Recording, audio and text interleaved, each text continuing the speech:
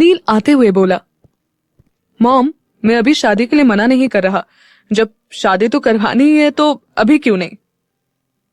मीरा आंखें फाड़े गुस्से से नील को घूरने लगी। नील आगे बोला, पर विशु के लिए लड़का मैंने देख लिया है। फिर नील लड़के वालों से बोला, आप सब जा सकते हैं, एंड सॉरी, आप सबकी इंसल्ट करने का मेरा कोई इरादा नहीं था। विशु नील की तरफ देखने लगी और मीरा के चेहरे पर खुशी आ गई। सिम्मी जी बोली, नील, क्या बोल रहे हो बेटा? सुलोचना जी बोली, बस बहुत करवा ली बेइज्जती, अब हम यहां नहीं रुक सकते। और ये कहकर वो सभी लोग वहां से चले गए। सिम्मी जी गुस्से में बोली, नील, क्या बदतमीजी है ये। संजीव जी ने भी सख्त होते हुए कहा, नील, ये सब क्या है, जवाब दो। नील ने शांत लहजे में बोलना शुरू किया, मॉम, डैड, आपने विशु का रिश्ता तय कर दिया, पर क्या आप लोगों को उसके चेहरे पर खुशी दिख रही है? विशु नम आंखों से नील को देख रही थी। नील दोबारा बोलने लगा, मॉम, वो अब बच्ची नहीं है। आप लोग तो हमेशा उसके साथ ही रहे हैं, तो आप कैसे नहीं समझ पाए? संजीव जी बोले, कहना क्या चाहते हो नील? हमें विशु की परवाह नहीं है। और अभी क्या कहा था तुमने कि तुमने उसके लिए लड़का पसंद कर लिया है, तो उसमें विशु की पसंद कहां से आ गई? नील धीमी आवाज में बोला, डैड, मैं वो नहीं कहना चाहता, आप गलत समझ रहे हैं। विशु और मीरा दोनों नील को देख रही थी। नील विशु की ओर देखते हुए बोला, और हां, मैंने विशु के लिए जिसे चुना है वो विशु की पसंद है, युवी। युवी जो उसका ख्याल रख सकता है। मॉम, आप कहती हैं ना, युवी जब विशु के साथ रहता है तो आपको उसकी टेंशन नहीं रहती, क्योंकि युवी विशु को संभाल सकता है। और डैड, आप कहते हैं ना, अगर किसी रिश्ते में प्यार हो तो वो रिश्ता बहुत खूबसूरत होता है। तो मुझे लगता है विशु के लिए युवी से अच्छा कोई हो ही नहीं सकता। सब बहुत हैरान थे। मीरा आज नील का अलग ही रूप देख रही थी। विशु की आंखें नम हो गई थी। सिम्मी जी बोली, नील, ये सब क्या है? संजीव जी विशु की ओर देखकर बोले, विशु, नील ने जो कहा क्या वो सच है? तुम युवी को पसंद करती हो? विशु, सच बोलना। तभी विशु ने गर्दन हिलाकर हां का इशारा कर दिया। सिम्मी जी हिचकिचाते हुए बोली, पर नील, विशु युवी से शादी, दोनों में बहुत फर्क है। युवी एक अच्छा लड़का है। पर नील बीच में ही बोला, मॉम, इतना ही काफी है। युवी अच्छा है और वो विशु को संभाल सकता है। संजीव जी सिम्मी जी की ओर देखकर बोले, सिम्मी जी, कमरे में चलिए, अभी इस बारे में बात नहीं होगी। संजीव जी और सिम्मी जी कमरे में चले गए। विशु नम आंखों से नील को देख रही थी। नील के पास आकर उसके गले लग गई। विशु सिसकते हुए बोली, भाई, मैंने कुछ जानबूझकर नहीं किया भाई। नील उसके सर पर हाथ फेरने लगा और प्यार से बोला, तू चुप हो जा विशु, आई नो तूने कुछ नहीं किया, डोंट क्राई। विशु वहां से अपने कमरे में चली गई। तभी मीरा एकदम से नील के पास आ गई और खुश होते हुए नील से बोली, thank you, thank you, thank you, तुमने ये रिश्ता नहीं होने दिया। क्या धमाका किया। नील धीमी आवाज में बोला, बट अभी धमाका तो डैड के फैसले से होगा, देखते हैं वो क्या फैसला करते हैं। मीरा सोचते हुए बोली, ये भी है। आज सब उलझन में थे, पता नहीं क्या होने वाला था। युवी की उलझन थी कि उसने सही किया या गलत। मीरा, नील और विशु की उलझन थी कि संजीव जी का क्या फैसला होगा। मीरा अपने घर में ही हॉल में बैठी हुई थी। तभी बेल बजी। विभा जी दरवाजा खोलने गई तो सामने राजेश जी और रितेश जी खड़े थे। विभा जी बोली, आप लोग इतनी जल्दी आ गए? रितेश जी ने कहा, विभा, वो संजीव ने बुलाया है, शायद कुछ बात करनी होगी। तभी विशु का पूरा परिवार वहां आ गया। सब लोग अंदर आ गए और हॉल में बैठ गए। शांति जी भी वहां आकर बैठ गई। मीरा मन में खुद से बोली, बाबा जी देखो, अगर आज कुछ गलत हुआ ना तो सोच लो। धमका नहीं रही हूं, मौका दे रही हूं। अगर गलती की है ना तो सुधार लो, प्लीज प्लीज बाबा जी। तभी संजीव जी इधर उधर देखते हुए बोले, युवी कहाँ है? मीरा मन में बोली, लो हो गया सियापा, हाय रब्बा, अब क्या होगा? रितेश जी ने कहा, युवी आता होगा, तुम बोलो ऐसे क्यों बुलाया? तभी सिम्मी जी बोली, आज विशु को देखने लड़के वाले आए थे, पर वो बात तो ये है कि मेरा मतलब विशु। सिम्मी जी बोलते बोलते रुक गई तो संजीव जी बोल पड़े, हम विशु के लिए किसी और को चुनकर गलत कर रहे हैं, क्योंकि लड़का हमारे सामने ही है और वो हमारी बेटी को पसंद है। राजेश जी ने मुस्कुराते हुए कहा, अच्छा, और वो कौन है? संजीव जी मुस्कुरा कर बोले, युवी। ये सुनकर हैरानी से सबकी आंखें बड़ी हो गई। सब हैरानी से उनकी तरफ देखने लगे। संजीव जी बोले, युवी विशु के लिए सही है। इतना सुनकर सबके चेहरे पर अलग अलग भाव थे। मीरा, विशु, नील खुश थे तो बाकी सब हैरान थे। सबको हैरान देख संजीव जी दोबारा बोले, विशु को युवी पसंद है और उसके साथ शादी करना चाहती है तो हमें कोई दिक्कत नहीं है। वैसे भी युवी हमारी विशु का ख्याल रख सकता है, परफेक्ट है। नील ने मुस्कुरा कर कहा, थैंक यू डैड। तभी मीरा ने सामने दरवाजे पर देखा, वहां युवी खड़ा था। मीरा एकदम से बोली, वीर जी। युवी अंदर आता है और बिना कुछ बोले विशु को घूरते हुए वहां से चला गया। विशु मन में बोली, क्या हुआ? ये मुझे क्यों घूर कर गया? मैंने तो कुछ नहीं किया। कहीं युवी को ये तो नहीं लग रहा कि ये सब मैंने किया है? कुछ समय बाद युवी वापस आया। युवी मीरा से बोला, मीरू, मेरे लिए कॉफी बना दे प्लीज। मीरा बोली, जी वीर जी। तभी संजीव जी युवी से बोले, युवी बेटा, मुझे कुछ बात करनी है। युवी विशु को घूरते हुए बोला, अंकल आप इसकी बातों को मत सुनिए, ये विशु का दिमाग खराब हो गया है। आप परेशान मत होइए, मैं बात करता हूं इससे। विशु हिचकिचाते हुए बोली, युवी चिढ़कर उसे चुप कराते हुए बोला, विशु प्लीज, हां तू रहने दे। विभा जी बोली, युवी ये क्या तरीका है? शांति जी भी बोली, युवी क्या हुआ है बेटा, ऐसे क्यों बात कर रहा है? युवी बोला, सॉरी बड़ी मां, अंकल आई डोंट नो इसने क्या कहा, पर हां आप सब इसकी फालतू की बात पर। नील युवी की बात पूरी होने से पहले ही बोल पड़ा, विशु ने कुछ नहीं कहा। और एक बात युवी, डोंट हाइड योर फीलिंग्स। आज विशु ने कुछ नहीं कहा, वो चुप थी। मैंने ही मॉम डैड को उस रिश्ते के लिए मना किया। मेरी बहन की खुशी तुमसे है, शी लव्स यू। युवी की बातें सुनकर विशु की आंखें नम हो गई थी। युवी विशु को देखने लगा। तभी संजीव जी बोले, बेटा देखो, हमारे लिए हमारी विशु की खुशियां इंपॉर्टेंट है और तुम बाकी की बातों की फिक्र मत करो।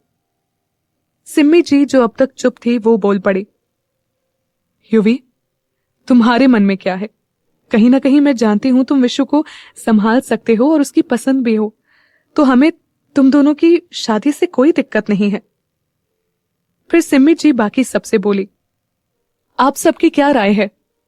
शांति जी बोली, हमारी तरफ से भी हां है। क्यों विभा और राजेश? विभा जी ने कहा, हां दीदी। राजेश जी बोले, हां बिल्कुल, हमारी भी हां है। संजीव जी ने पूछा, युवी तुम क्या चाहते हो? युवी चुप था तो मीरा मुस्कुराते हुए बोली, वीर जी जो चाहते हैं वो मां, चाचू और चाची ने बोल दिया। युवी कुछ नहीं बोलता है। विशु की आंखें नम थी, क्योंकि युवी ने सबके सामने जो कहा उससे वो हर्ट हुई थी। सब बड़े लोग रिश्ते के लिए राजी थे और वो आगे की बात करने दूसरी तरफ चले गए। अब वहां बस युवी, विशु, मीरा और नील बचे थे।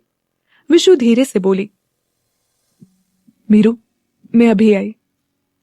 और विशु मीरा के रूम की तरफ चले गए।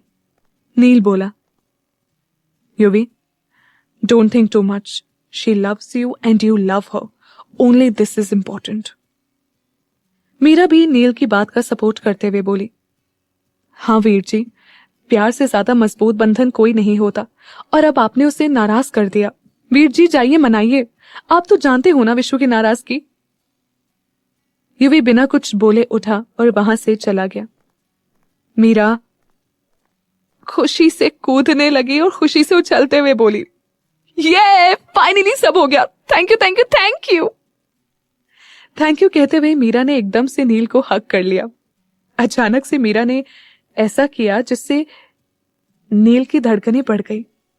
दोनों को एक बहुत अलग एहसास हुआ। मीरा तुरंत एक झटके में उससे अलग हो गई और मीरा एकदम से बोली, आई एम सॉरी। नील बोला, तुम सॉरी भी बोलते हो, not bad. By the way, now tell me how was my idea. Meera खुश होकर बोली, it's amazing, I love it, thanks a lot. Yuvi Vishu को ढूंढते हुए मीरा के रूम में आया। विशु वही थी। विशु की आंखों से आंसू बह रहे थे। युवी विशु के पास आया तो विशु अपने आंसू पोंछकर वहां से जाने लगी। तभी युवी ने विशु का हाथ पकड़ लिया और विशु के पास जाते हुए बोला, आई एम सॉरी। विशु रोते हुए बोली, क्या सॉरी? मैंने कुछ नहीं किया था, फिर भी तुम नहीं करनी मुझसे शादी तो ठीक है ना। मैं युवी बीच में ही बोला, विशु सॉरी, मैं गुस्सा हो गया था, मुझे लगा। वो आगे कुछ कहता उससे पहले विशु बोल पड़ी, हाँ ठीक है ना, मैं बोल देती हूँ सबको तुम्हें शादी नहीं करनी, you don't love me. Vishu मुड़ने लगी तो युवी ने उसे खींचकर अपनी तरफ कर लिया और गले लगा लिया। युवी प्यार से बोला, आई एम सॉरी विशु, बस ज्यादा सोच रहा था इसीलिए इतना रिएक्ट कर दिया, आई एम सॉरी। विशु ने युवी की पीठ पर हाथ रखते हुए उसे टाइटली हग कर लिया। विशु युवी के गले लगी हुई थी। फिर कुछ देर बाद दोनों अलग हो गए। युवी प्यार से बोला, आई एम सॉरी, मुझे ऐसे बात नहीं करनी चाहिए थी, सॉरी विशु। विशु मुंह बनाते हुए बोली, बस काफी है, ज्यादा सॉरी मत बोलो, माफ किया तुम्हें। युवी विशु की ओर देखकर बोला, पक्का ना? विशु मुस्कुरा कर बोली, हाँ बाबा पक्का। तभी मीरा और नील वहां आ गए। मीरा मुस्कुराते हुए बोली, वीर जी विशु की नाराजगी कैसी है? यू नो ना, हो गई खत्म। विशु ने मीरा और नील को देखा और आकर नील के गले लग गई और बोली, थैंक यू भाई, थैंक यू। नील मुस्कुराते हुए बोला, अच्छा, और वो क्यों? विशु नील से अलग होकर बोली, आज आपने जो किया। नील मीरा की तरफ इशारा करते हुए बोला, रहने दे, और अगर थैंक यू बोलना है तो अपनी बेस्ट फ्रेंड को बोल। विशु युवी दोनों ही मीरा को देखने लगे। नील आगे बोला, इसने ही सब बताया मुझे, वरना मुझे तो कुछ पता ही नहीं चलता। विशु मुस्कुराते हुए मीरा से बोली, थैंक्स मीरा, लव यू। फिर वो नील की ओर देखकर बोली, भाई इसलिए मैं हमेशा कहती थी मीरू सबको समझती है। युवी मीरा की ओर देखकर बोला, हाँ सबको समझती है, पर फिर भी खुद को नहीं समझती। ये सुनकर मीरा दूसरी तरफ देखने लगी। युवी बोला, मीरू देख, तू सोच तो, मैं हमेशा कहता हूं पर तू। मीरा बीच में ही बोल पड़ी, विशु एक बात बता, वैसे मैं तुझे भाभी बोलूंगी ना? हाय, हमारा रिश्ता तो बदल गया। मीरा बात बदलने की कोशिश कर रही थी। नील को कुछ समझ नहीं आ रहा था। युवी बोला, मीरू तू बात मत बदल, तू जानती है मैं क्या बोल रहा हूं। मीरा बोली, और वीर जी आप भी जानते हैं मेरा जवाब क्या होगा। विशु बोली, अच्छा छोड़ यार तू। मीरा मुस्कुराते हुए बोली, दैट्स गुड, मैं सबके लिए आइसक्रीम लेकर आती हूं। और ये बोलकर मीरा वहां से आइसक्रीम लेने चली गई। युवी नील से बोला, नील, आई एम सॉरी। नील बोला, डोंट से सॉरी। कुछ देर में मीरा वहां वापस आ गई और सबको आइसक्रीम दे दी। रात हो गई थी। विशु के घर वाले सब लोग जा चुके थे। खाना खाने के बाद नील अपने कमरे में आया और कमरे में ही बने मीटिंग रूम में चला गया। नील ने कुछ फाइल्स निकाली और अपने आप में बोला, बाबा जी, ये लड़की सबसे अलग है और पता नहीं युवी क्या कहना चाह रहा था। सच में बहुत अलग है वो। आई मीन देखने में अलग है और बिहेवियर अलग। फिर नील खुद से ही बोला, मैं उसके बारे में इतना क्यों सोच रहा हूं? ये लड़की सच में मुझे पागल कर देगी। ये कहते हुए नील फाइल्स रीड करने लगा और कुछ देर बाद कमरे में आ गया। इधर मीरा इस वक्त अपने कमरे की खिड़की पर बैठी चांद को निहार रही थी। तभी युवी उसके पास आया और उसके सर पर हाथ फेरते हुए उसके पास बैठ गया। युवी बोला, मीरू, क्या सोच रही है? मीरा ने कहा, कुछ नहीं वीर जी। युवी बोला, तूने कहा प्यार से ज्यादा मजबूत बंधन कोई नहीं, तो तू क्यों कर रही है शादी? बोल।